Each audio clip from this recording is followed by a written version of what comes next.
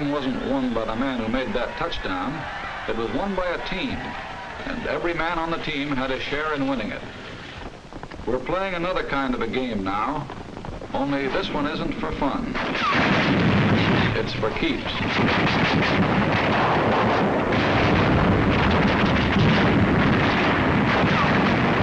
And this game won't be won by any single player either. It'll be won by a team. A team called the United Nations. The ball will be carried by the men in the backfield. The tough little guy from China, Big Joe, Russia, John, Britain, and a guy called Yank, the 4 greatest backs in the world. So let's take a look at the men who carry the ball with us. Who are they? How do they live? What makes them tick? Let's start with the one that's toughest to understand, the one we know just enough about to confuse us, John Britain. Here's where he lives. A little island no larger than the state of Idaho. 500,000 people live in Idaho. 96 times that many live in Britain. The Nazis and the Japs scream about Lebensraum, living space. But there are more people on a square mile of Britain than a square mile of Germany or Italy or Japan.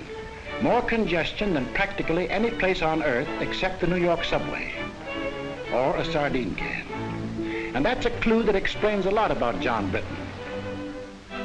We build front porches on our houses because we didn't want to miss the chance to see our neighbors. But John Britain hides himself in a little box and plants a hedge around that to make sure he doesn't. Living that close to neighbors, privacy is part of the pursuit of happiness. And in the sardine can called Britain, they learn to get on with their neighbors. They have to. He's too damn close. That's why they have so little crime in Britain.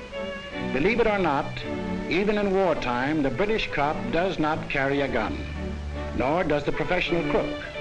And in 1926, when the world heard of this stoppage of work in Britain, that industry, transportation, the whole life of the country had been paralyzed by a general strike, it was still more surprised next day to learn that the strikers were playing football with the cops. You can only understand that if you live in a sardine can. The second clue to this guy on our team. No part of Britain is more than 100 miles from the sea. Every day for hundreds of years, years of peace and years of war, John Britain has seen ships sail from his island to the 7 seas. That means that whenever John Britain wants to bust out of his sardine can, it's the sea that gets him. He's been busting out for hundreds of years, and that led to Australia, South Africa, New Zealand, Canada, and for that matter, the United States of America. How did John Britain get on our team? Remember 1938? The Yankees won the pennant. Wrong way, Corrigan. The last trains ran on the 6th Avenue L. Well, John Britain got excited about the same sort of things. The bet he had on the Derby, or, as he would say, the Derby. His job. His kids. Getting his exercise on his day off. Preston North End taking the football cup.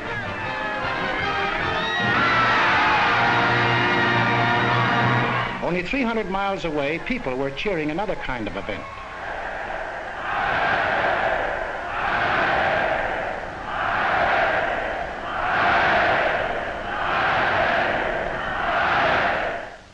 And in London and every other British city and town, they read about what was going on in Europe, and they got sore about it.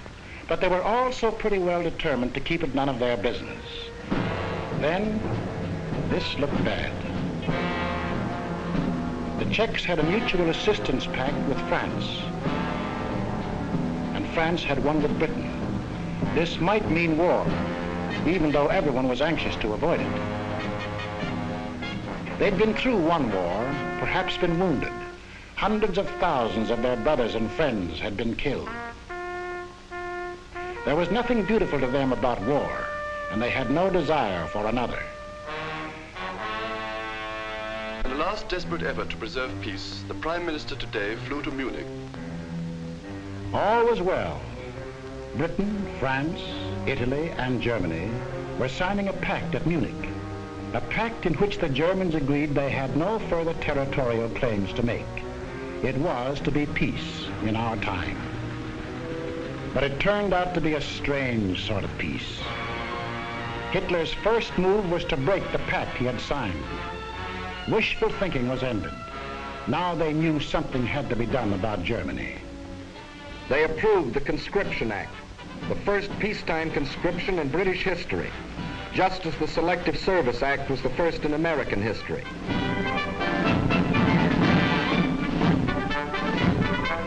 The British had put their cards on the table. They had, in effect, said to Hitler, "That's enough. If you go into Poland, we'll fight." Hitler smiled.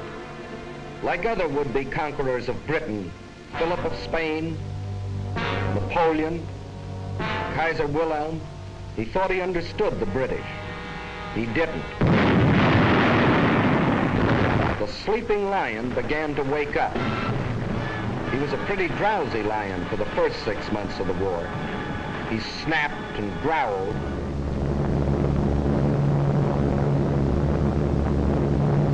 But he dropped more leaflets than bombs. He hoped that common sense would return to the German people and that they would throw out Hitler and the German warlords. Instead,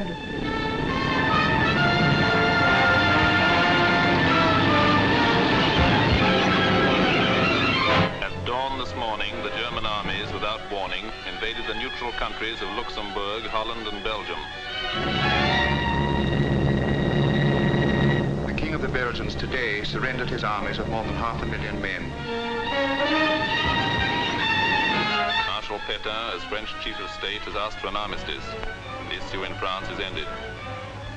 Britain was alone. Czechoslovakia occupied, Poland defeated, Denmark gone, Norway gone, Holland, Belgium, France gone. Only Britain now. Britain was alone. Hitler considered the war over. Everybody considered the war over except the British. At the 11th hour, the lion was finally aroused. We shall defend our island, whatever the cost may be. We shall fight on beaches, landing grounds, in fields, in streets, and on the hills. We shall never surrender.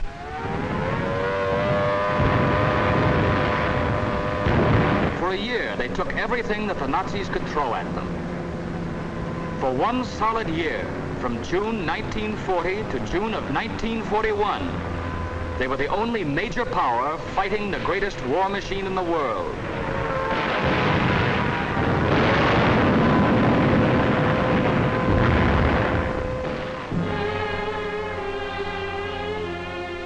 They took body blow after body blow. Solid punches before they even had their guard up. All they did was take it on the chin and hang on to the ropes. They never went down.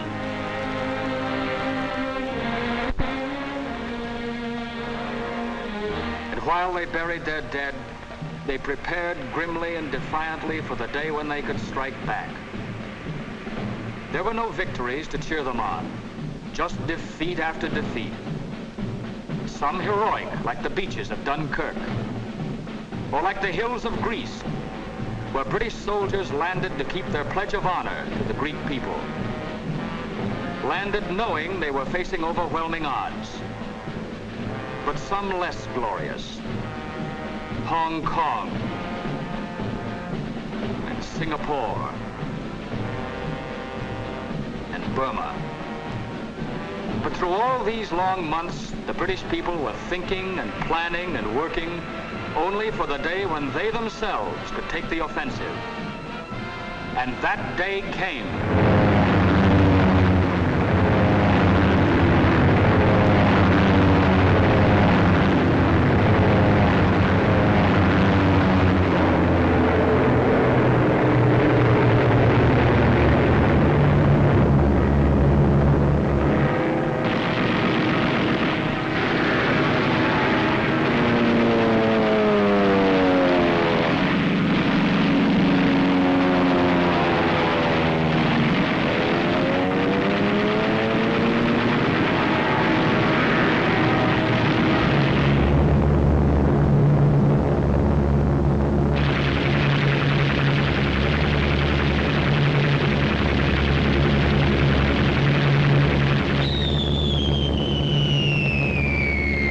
the British that made the Germans realize that war could be brought to German soil, too.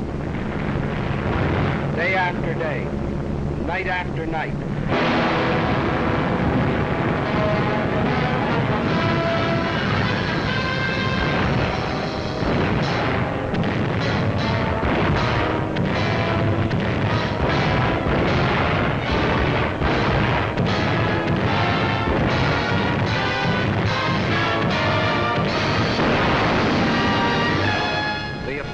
Continues in greater and greater strength.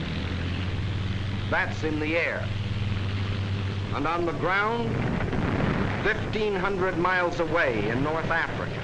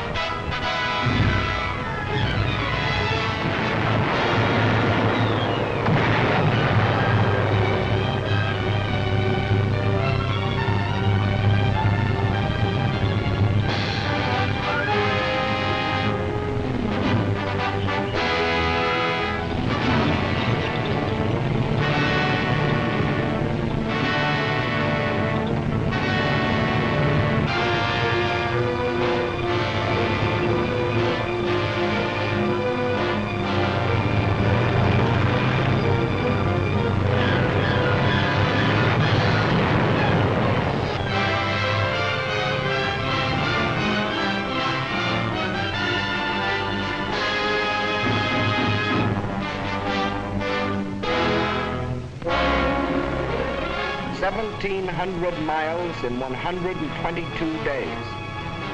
1,700 miles of sand and wind and enemies. Once more, the people of Britain heard their church bells ring.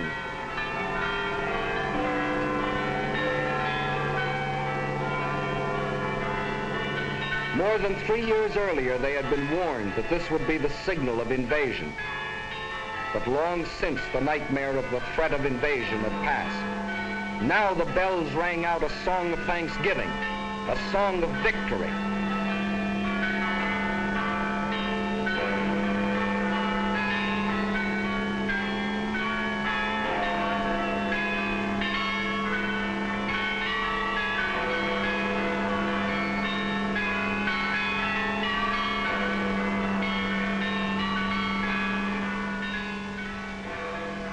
Now there's the plain and simple truth about Britain.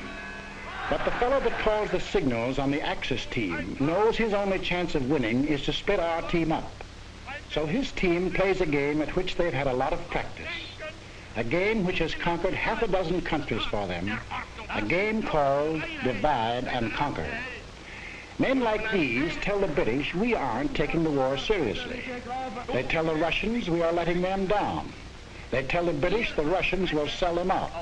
And they tell us... It is manifestly ridiculous for the warmonger Roosevelt to tell the American people that they have anything in common with the British.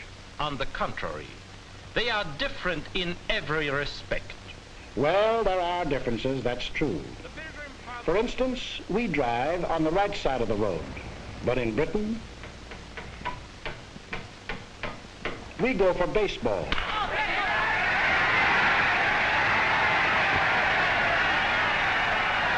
They have a little number called cricket.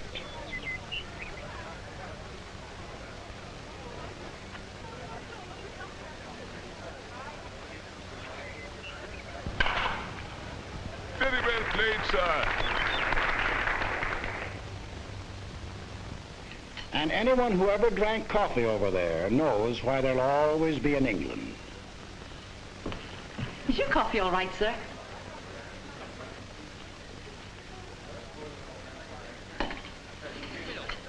glass of half and half. Have you heard about it, boys? Give us another glass of half and half. Blimey, you'd have thought it happened to poor old Bill. And another bloke here. So I went in to sup my dinner, but it didn't buckets and I was getting swarch. Lad, that's bad. Ramon Tchaikovsky's smaller pianoforte works are passed. Are they kidding, Jack? Why the cockamamie sprinkling some schmaltz mixed with celery tonic? Why do they all mush so much with corn pone in their mouth? You all can't understand a word they say. Yes, there are differences. But there are a few things that Britain and America do have in common. And these are the important things of life. A little thing called a free representative government. We call it Congress. They call it Parliament. A little thing called freedom of speech. No, in the next war, you've not got to go to it. They'll bring the war to you. And the thing is, if you take a tip from me, go and live at the Dorchester, because the trenches are just outside. This meeting is called on the auspices of the American Workers' Party, an organization dedicated to the organizing of the working class of America. Freedom of the press. Freedom of religion. They may not be important to Hitler, but all these things are the common heritage of John Q. Public and John Britton. 700 years ago, their ancestors fought for the Magna Carta. No one will we deny or delay, right or justice. 300 years ago, the Petition of Right. No man shall be compelled to yield any tax without act of Parliament. These principles came to our own country with the earliest settlers, and from them developed. Congress shall make no laws respecting an establishment of religion, or prohibiting the free exercise thereof, or abridging the freedom of speech, or of the press, or the right of the people peaceably to assemble. We may make gags about each other's accents, but we speak the same language of freedom. Even during the American Revolution, when we were at each other's throats, the Earl of Chatham was free to say about us to the British Parliament, "You cannot but respect their cause and wish to make it your own." And that is why in the heart of London, alongside his great naval hero, Nelson, John Britton has put George Washington. And in Parliament Square, the most sacred spot in the British Commonwealth of Nations, Abraham Lincoln. Of course, Hitler doesn't like this kind of talk. His job is to sell the British that we are a nation of money grubbers and gangsters. While in the next studio, he is selling us the idea that the British are gutless and dopes. The John Q. Public and John Britton are entirely different. All right, Hitler, where are these miners? Wales or West Virginia? These farmers, Devonshire or Wisconsin? These steel workers, Sheffield or Pittsburgh? These children, American or British, they live in lands which share the same hopes, the same ideals, and unlike the poor children of Germany, in lands where the truth is free.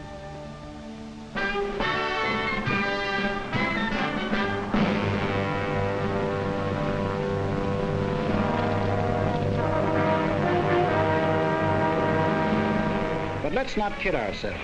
Britain is not the United States, and the United States is not Britain. For instance, we don't go in for this kind of thing.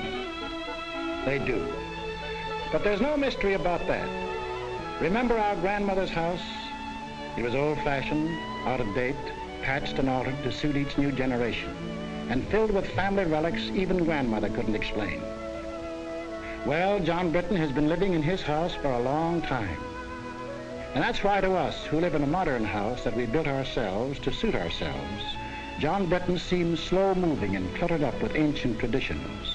Kings, for instance. The present king rode to his coronation in the same coach, to the same church, for the same ceremony as his ancestors did. But the job he took on is very different from theirs. There have been some changes made, for the British king can no longer make laws or impose taxes or interfere with government.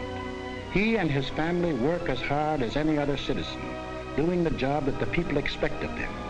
Today, the king is the servant of the people and not its ruler. When an American is arrested and brought to trial, the bailiff calls his case the People versus John Doe.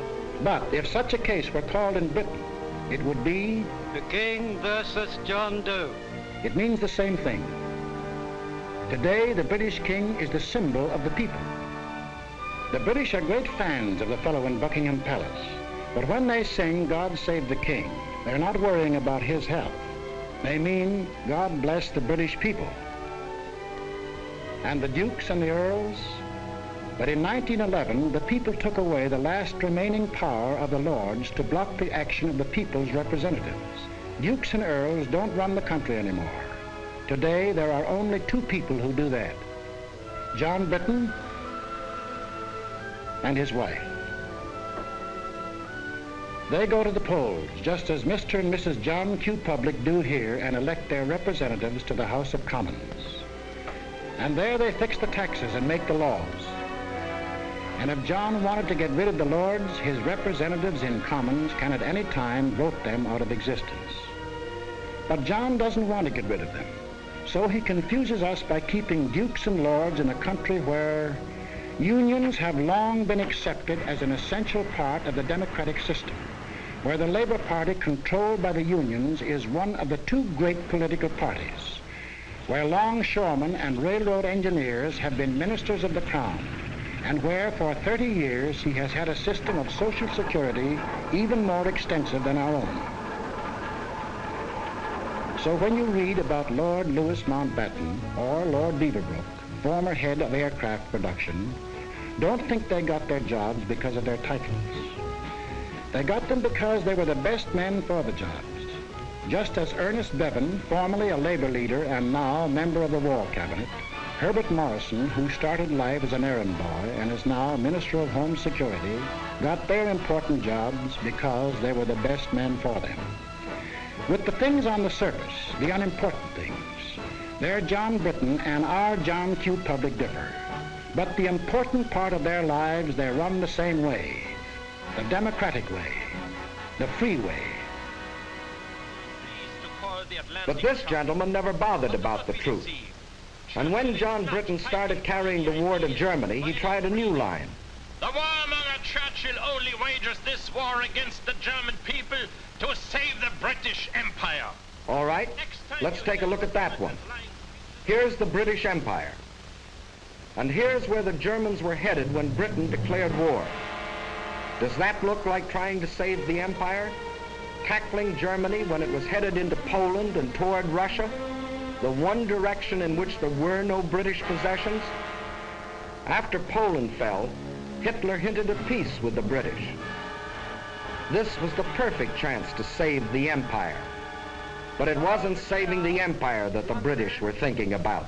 The position of His Majesty's government in respect of any peace offer by Hitler. We are not, in any circumstances, prepared to negotiate with him at any time on any subject. And after Britain had been on the losing end, month after month, it had another chance to save the empire. Even now, Hitler thought John Britton would make a deal. We heard the British answer. What kind of a people do they think we are?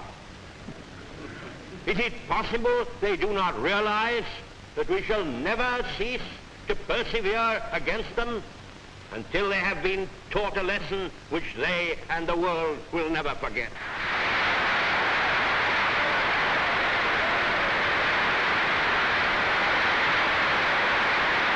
And let's take a look at this British Empire.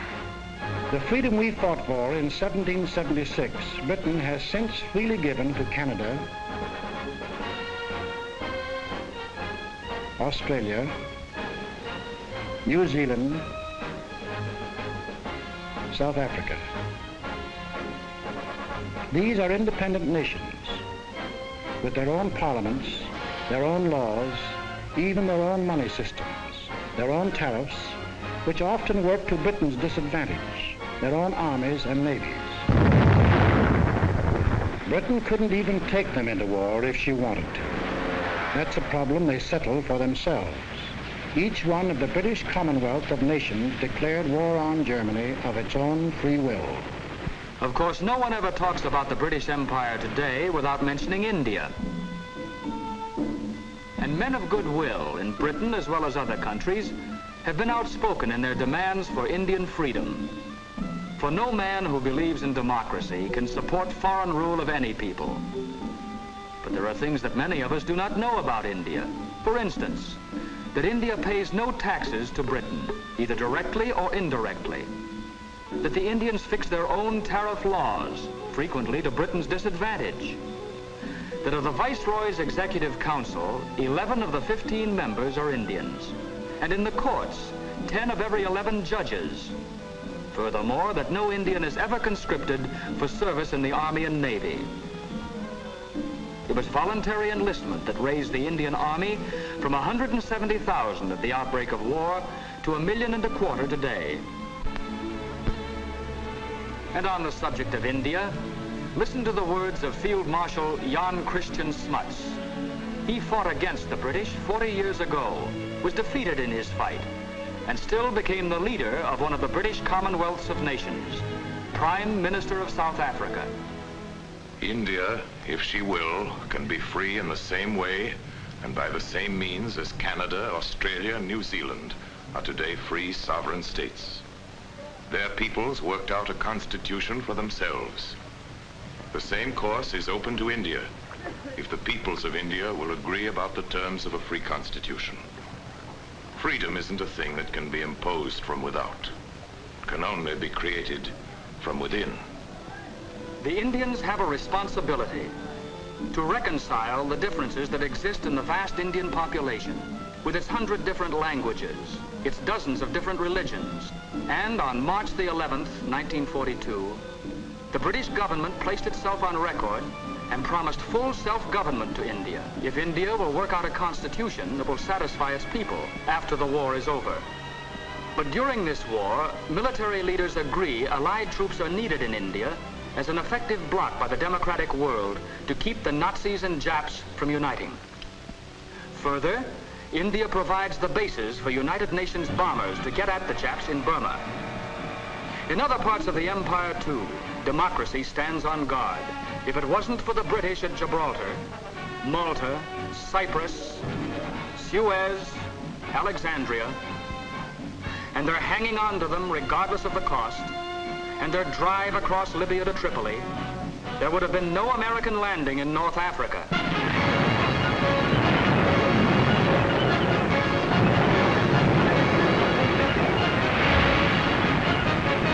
There's another tune the Nazis play about the British Empire.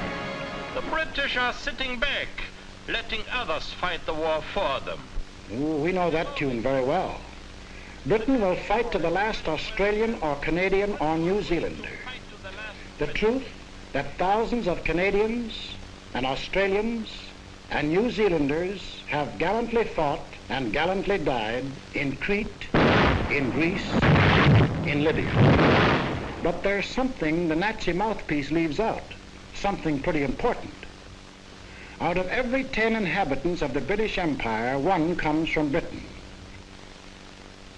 But of the casualties suffered so far in this war, 7 out of 10 were born and raised in Britain. 1 of 10 in population, 7 of 10 in casualties. And in the air, of the planes flying with the RAF in Britain, 2 out of 3 are manned by crews from the island. And of the planes on the overseas fronts, the Western Desert in Africa and the rest, 4 out of 5 are manned by boys from Britain. And then there's a little thing called the British Navy. From 1588, when it licked the Spanish Armada, to 1940, when we got moving on a 2-ocean navy, the greatest battle fleet in the world. That, too, is manned almost entirely by men of Britain, the little island in the Atlantic, an island of seafarers.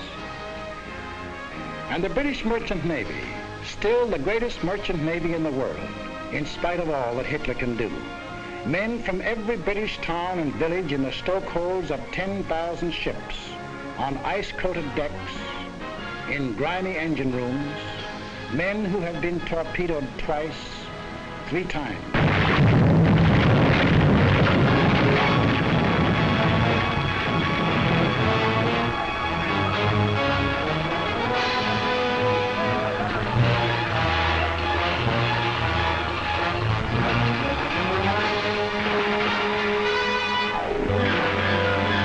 There's one English sailor who's been torpedoed 6 times and still signed on again.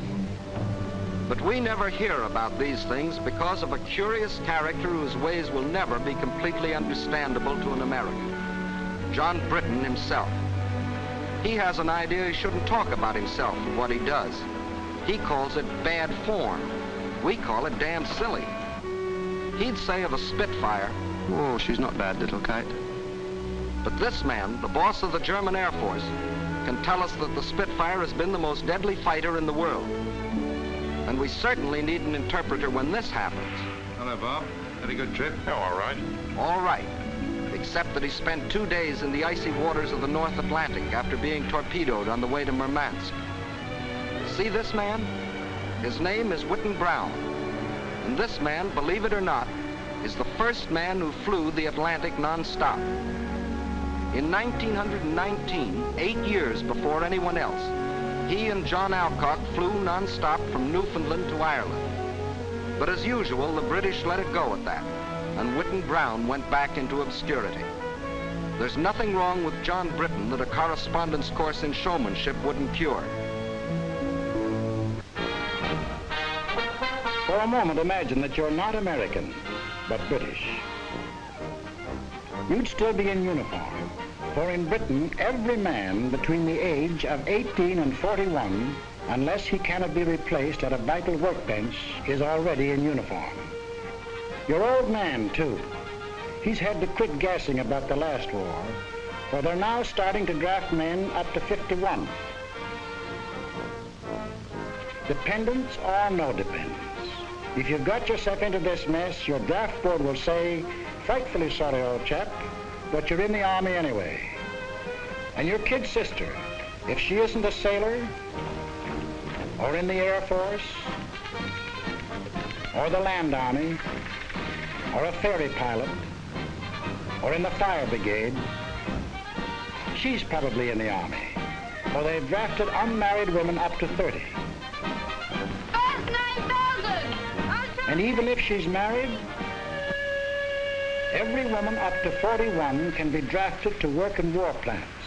And it's a real draft, for 8 million workers, men and women, can't quit their jobs or be fired without government permission. Britain is only 20 miles from German guns and German planes. Everybody, man or woman, young or old, is in the front line.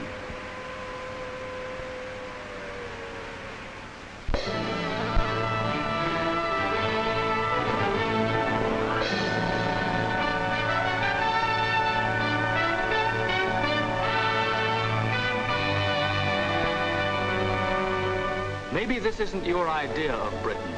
The ads were different, and you wondered whether they still made bows and arrows at the village forge. The ads kept quiet about industry, just as this one leaves out the aircraft plants and the oil fields. Well, they have the rich green fields you've read about, the quiet country lanes, but they also have the steel mills of Sheffield, the Pittsburgh of Britain. They have the picturesque little villages, the gently flowing streams, the lovely old castles. But they also have the shipyards of the River Clyde, not as modern as Henry Kaiser's, but still one of the greatest in the world. They have the old cathedrals, deathless reminders of a rich tradition. But they also have the great industrial cities of Birmingham, Glasgow, Manchester, Leeds. They seldom, if ever, saw an American tourist, but they made Britain, even in peacetime, one of the greatest industrial powers in the world. And in wartime, even as late as July 1942, this little island, no larger than the state of Idaho, was making more war goods than we were. Maybe you thought John Britton sat there and waited for us to send him planes and guns and tanks. Well, he's deeply grateful for what our Lend-Lease did for him. It saved his skin when he was in a tough spot. But today, Lend-Lease works in more ways than one. For today, John Britton himself furnishes planes and guns and tanks through the same Lend-Lease to us, to Russia, and his other allies all over the world. In Britain alone, our forces have received, free from the British, 1.5 million tons of food, clothing, and munitions, and 2.5 million tons of other materials. There's another thing you ought to know about Britain. If your unit gets sent there, you probably won't be invited out for supper or for a drink. That's not because the British don't want to entertain you. They haven't anything to entertain you with. Britain is mobilized for war, total war, and that means an end to civilian supplies. If you were a Britisher, you wouldn't expect your girl to use lipstick. There isn't any, except what we bring over as bait. She wouldn't be smartly dressed, for clothes are rationed, severely rationed. It's very unlikely she wears stockings, for if she bought a pair of stockings a month, that would be all the clothes of any kind she could buy. That's some rationing. We think our gas rationing is tough, but John Britton gets no gas at all. He goes to a pub to buy a bottle of whiskey. The pub keeper laughs in his face. Grain is needed for industrial alcohol. Industrial alcohol is needed for munitions. And nearly all the reserve stock of British whiskey is kept for sale to America to pay for the goods Britain buys here. For don't forget, besides Lend-Lease, Britain buys and pays for vast quantities of goods. And it was the cash purchases that Britain made before we entered the war that gave our munitions industry its start and enabled us to build it up in record time. He goes to buy a pack of cigarettes. There probably aren't any. But if there are, 2 shillings, please. That's 40 cents for a pack of cigarettes. 12 cents represent the cost of the cigarettes. The other 28, the tax paid to the government. For Britain is going all out in taxation. Nobody is making any money out of this war. Industry is paying. Excess profits tax is 100%. Labor is paying. The man who earns $33 a week pays 29% income tax. And the rich man, if there are any of them left, pays an income tax of no less than 97.5%. And then there's the little matter of food. There are not many fat men in England nowadays. But John Britton isn't kicking. He knows 1 egg a week is helping him to win the war. The British rations are the rations of a free people. They could get food as they did in peacetime from Canada, Australia. But that would take ships. And the British prefer to use the ships for supplies to Russia, planes from America, troops to the Mediterranean. To win the war, every Britisher is on short rations and has been on short rations for 2 years. Everybody except the children. They get 4 times the eggs that grown-ups do. They get all the oranges that arrive in Britain and practically all of the extra milk. For John Britton is thinking of after the war, of the new world that his children and ours will inherit. A world where there will not only be freedom of speech and freedom of worship, but also freedom from want and freedom from fear. It is not given to us to peer into the mysteries of the future. Still I avow my hope and faith, sure and inviolate, that in the days to come, the British and American peoples will, for their own safety and for the good of all, work together in majesty, in justice, and in peace. This is what the British are fighting for. They are an old people, a stubborn people, and sometimes they have moved slowly. But in 3 years of blood and sweat and tears, John Britton has found his soul.